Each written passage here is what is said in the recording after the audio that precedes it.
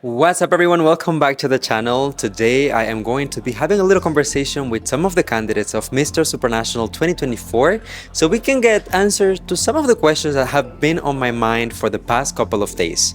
I've been in Poland for a little bit over a week at this point, and I've been able to interact, get to know these candidates, and this is why I wanted to share this platform with all of them in order to pick their brains and get to see what are some of their perceptions when it comes to the world of pageantry. Lately, what I've been hearing, especially in the past, is just how it's presented and packaged. Since there's a lot of shirtless Speedo action, especially from the past, and putting oil on the skin and being very fun and bubbly, I think people don't acknowledge that males who join pageants have more to them. And I think what's more important is obviously our intelligence and what we could provide to our communities or to the people around us, but there hasn't been really competitions or pageants, especially in the past, that has allowed us to showcase that. So it's really nice to be part of Supranational because that's the core of what we're trying to do. Is we're trying to show that there's more to Speedos and there's more to a fit body or a pretty face. There's a lot that we can offer as men in society. First, that we don't have like nothing to offer more than just appearance. That's a lie, because everyone here has a history. Everyone here has like these feelings and things to prove and show to the world. Those guys over there are like the best of the best, and this actually something that can inspire others to understand that beauty. Not only male beauty pageants in general are like evolving and getting like a understanding that we are capable of doing like or being leaders to others and allows people to truly believe in themselves, like searching or looking some however similar to us and how we are similar to them. That's the important thing, because we all here are normal people. Some of them really tall, but they're amazing, yeah. So that's for me the reason. That's a misconception. Actually, this is my first time in international pageantry, and I did it first like male pageantry. Is Elman is actually not a full male pageantry. It's a health role model search. It's a they're searching for health influencer that can promote their brand, NutriFruit, Element, and all healthy products.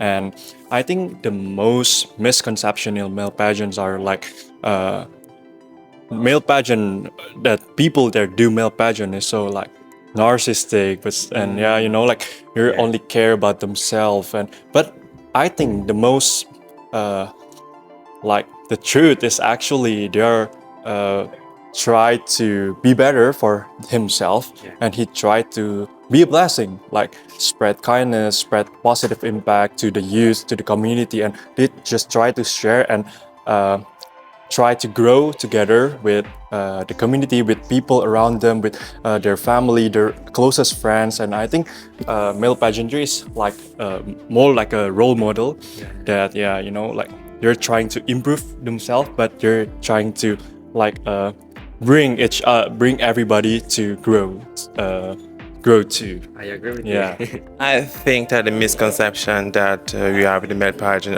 especially in my country, Germany, is that they don't see the importance of male pageant. We think that men are capable of doing everything already, and they think that male pageant is not something that male need in society.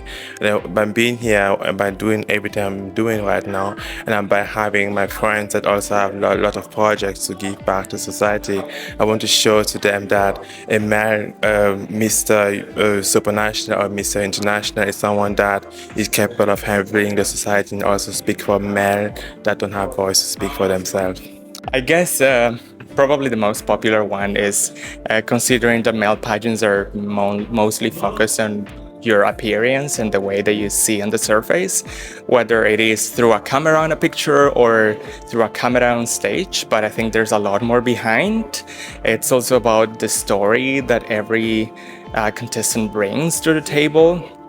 And it is also about everything that goes on here, like behind the scenes, how you spend your time together, how you rehearse together, how you get along through the activities and with the organization and everybody around you. Even people like you who are here supporting us and taking care of the behind the scenes. Well, I consider the most misconception that people have on male pageants. It's that they think that men are just muscles, and that's one of the main reasons why I am here, because I want to let the world that we are more than that. The most important thing, it's not how you look like, it's what you have inside of you, how you treat others, how educated you are, and that's Uno de los errores que piensan que la gente al llegar aquí a estos certámenes es que creen que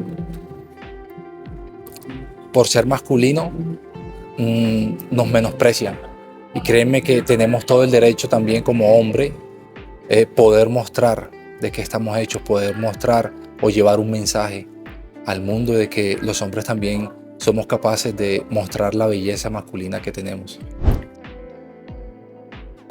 I feel like, we're in the right trajectory, especially, like I said, with the core values of Supranational. If all the other pageants can hop on board with showcasing not so much the women. I think women pageants have it down when it comes to class and grace and intellect, but more so the men pageants. If we can start moving into the direction of, hey, what can you offer your community in terms of value, right? Whether it's within your career, what kind of utility or role do you play in society versus how good do you look, how tall are you, or how many abs do you have? So This is going to be very personal. Understanding that behind the Miss or Mister, there's a person, there's feelings there. There are people who are living their dreams, and people who are proud to be here.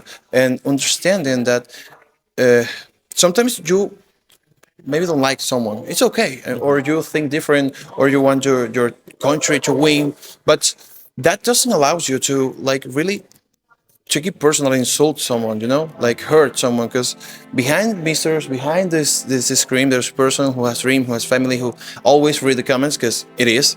I don't know anyone here or the misses that doesn't read that comments, and that's something that we can improve, being better. If you don't like someone, just don't hurt them.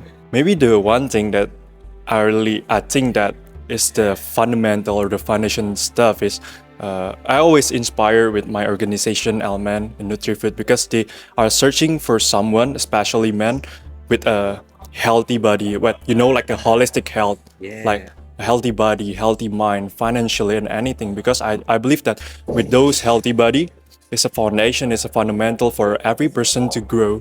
To grow not only in pageantry but in the world. So maybe if we can add a healthy lifestyle stuff, for example, a mini sports challenge, or maybe we can just learn about healthy things in this competition. That would be great and add more value to the competition itself, and we can share it with others. I think that male pageants are good the way they are, but it could be better, for example, if more countries could participate. For example, to Mister Supranational, not a lot of countries are participating in comparison to full male pageant.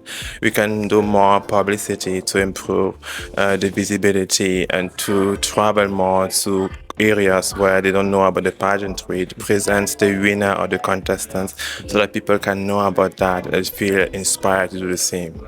My advice actually comes or goes to those who want to take part of the pageant. So rather than the general audience, I would say those guys who want to take part of it, or even the girls who want to take part of Miss all kind of pageants, come with the right mindset, come self-confident, come here knowing who you really are, and come here because you want to serve and you want to contribute with something.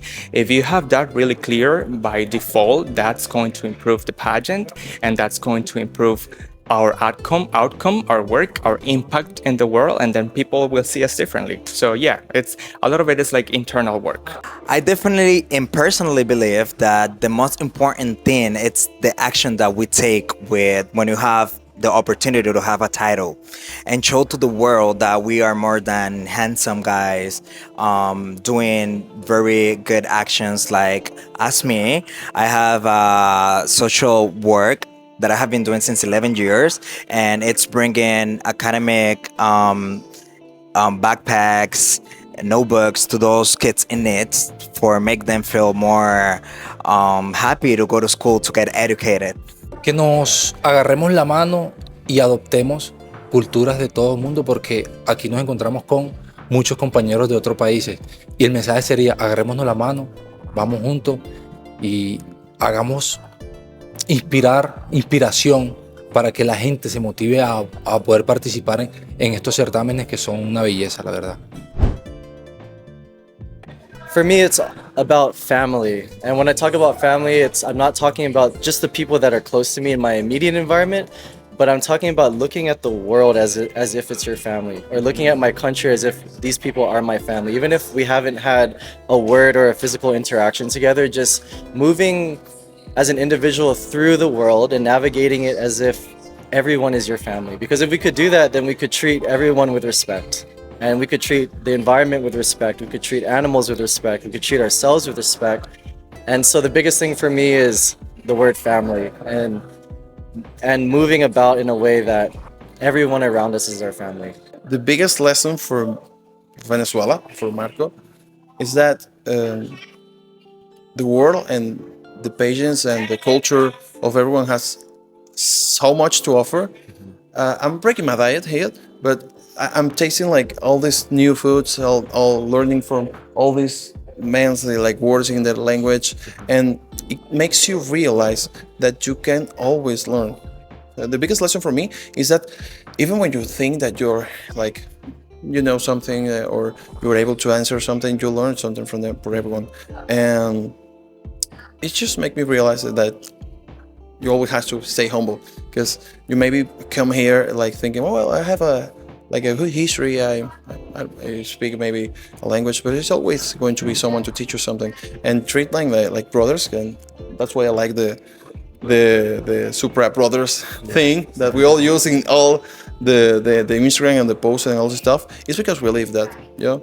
And I don't know, the biggest lesson is that I haven't learned my real lesson, because this is so much to learn.